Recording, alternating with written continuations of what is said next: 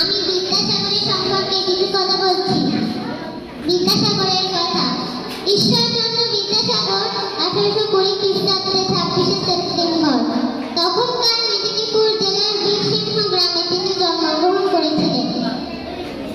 তার বাবার নাম ঠাকুরদাস বন্দ্যোপাধ্যায় আর মায়ের নাম ভগবতী দেবী। তিনি জন্মেছিলেন গরিবের ঘরে, কিন্তু ছেলেবেলা থেকেই তার ছিল পড়াশোনা করার আর মানুষের মতো মানুষ হওয়ার জেদ। গ্রামে পাঠশালার পড়া শেষ করার পর তার বাবা তাকে নিয়ে আসেন কলকাতায়।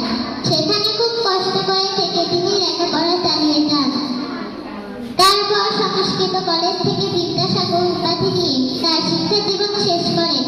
এদেশের ছেলে মেয়েরা যাতে সহজে বাংলা ভাষা শিখতে পারে সেজন্য তিনি বর্ণ পরিচয় বইটি দুটো ভাগে লেখেন।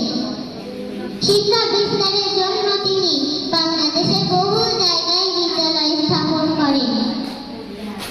এদেশের মেয়েদের মধ্যে আজ যে এত লেখাপড়া শেখার আগ্রহটা শুরু হয়েছিল তার ওই চেষ্টায় 1891 খ্রিস্টাব্দে 29শে জুলাই 71 বছর বয়সে তিনি পরলোক গমন করেন।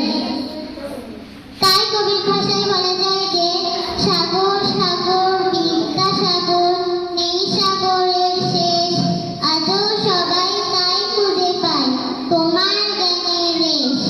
সাগর সাগর দয়ার সাগর, বিশাল তোমার মন, বীর সিংহে সিংহ সাগর।